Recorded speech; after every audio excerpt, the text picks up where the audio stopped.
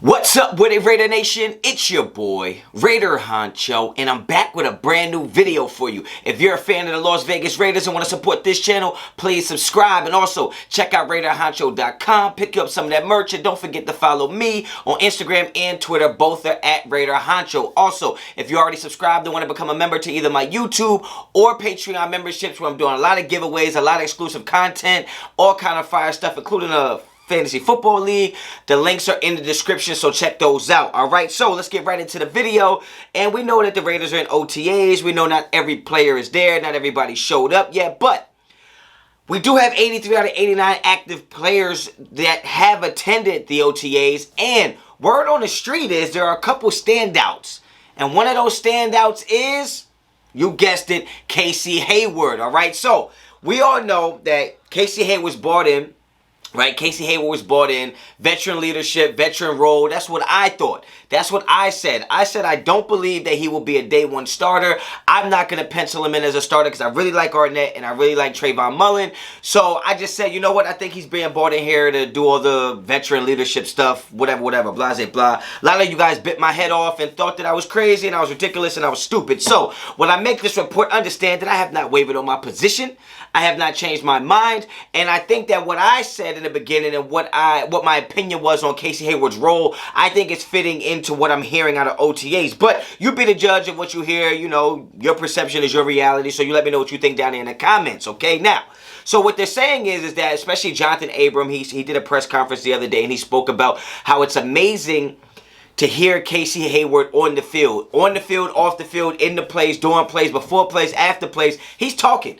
He's doing a lot of talking. He's helping teach the guys on the field while he's on the field. He's teaching the guys that are on the field when he's off the field. He's even teaching the guys when he's in the actual play, right? And now what's funny about this is that not only is this what a veteran leader does and this is what a veteran leader brings to the table, I remember saying this when I wanted Richard Sherman. And I was saying that Richard Sherman could help the guys play because sometimes when you have the coaches on the sideline, the coaches in the film room, and then the players take the field, there can be some blurred lines and things that are lost in translation, right? That are lost between going from the film room to the actual field. And sometimes it takes a player to be on the field next to you to kind of help you through that. And I remember saying that that's what I wanted Richard Sherman to do, and everybody's like, well, why do we pay all these coaches all this money if Richard Sherman's going to be the coach? It's not about being the coach. It's about being a leader. It's about having the experience and the know-how of the system or scheme that you're playing and being able to help the people on the field. Like, sometimes you need to be on the field to do it.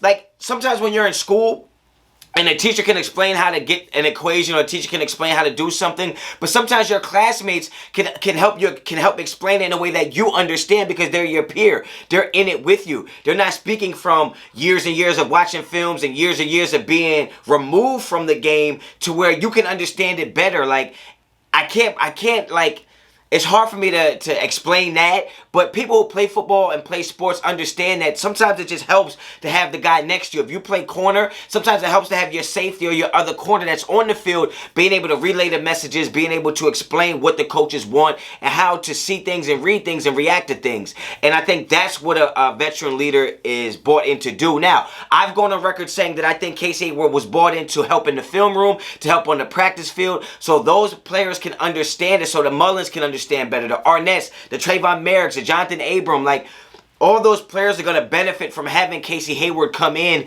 and know the system and know the scheme, and he can explain it in a way that players understand. Sometimes coaches just can't get through to players. They can say it a million times, but players sometimes react better to other players. They trust them a little more. They see them do it in the reps. They see them do it when they're practicing. They're watching them, and he can say, Casey can say, see what I just did there? That's exactly what Gus wants us to do. That's what Miles wants us to do. And I just think that's what a veteran brings to the table, and that's why I believe in veteran leadership. So even though I'm hearing these things, I'm not changing my mind. I don't think that these things, because I'm hearing he's standing out. All the coaches love him. All the coaches love what he's doing. He's obviously someone who's shining during the OTAs, but in my opinion, that has nothing to do with how it's going to play out when we put the roster together, when we put the depth chart together. I think he was brought in to help those players along, kind of hold their hand for a little bit. Then when they take the training wheels off, Arnett's going to hit the ground running. Mullen's going to continue to do what he's been doing. Amik Roberts is going to do what he's been doing. Actually, I'm hearing he's getting a lot better. Coaches really love him.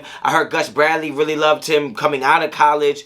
Before he was even part of the Raiders staff. So I think Amik might be earning himself some playing time. I think Nate Hobbs, you know, is going to do what he does and push for a position, compete for a position. They're talking about Amik Robinson maybe playing the outside, but I'll get into that in a different video. So let me know what you think. Casey Hayward is standing out in OTAs. Do you think that gives him the upper hand as a starting corner? Do you think he becomes our starting corner 1 or starter corner 2? You let me know what you think. Get down in the comments and let me know, all right? So if you like the video, like the video. If you like the content on this channel, please subscribe to the channel. If you've already subscribed to the channel, think about becoming a member of my YouTube channel where we do exclusive content, members only live chats, emojis, badges, all this fire stuff. And I will tell you, if you do sign up for that, a lot of that stuff will be starting to take place during the summer and as we get closer to the season, especially the members only chats. But if you want to take it a step further, become a member of my Patreon where I do monthly giveaways, discount codes to RaiderHoncho.com, and I also will be giving away tickets to Raiders games, and I'm doing a Honcho Fantasy Football League, which should be a lot of fun. So if you're into that, hit the link in the description, okay? You already know the vibes, and until the next time, Raider Honcho out.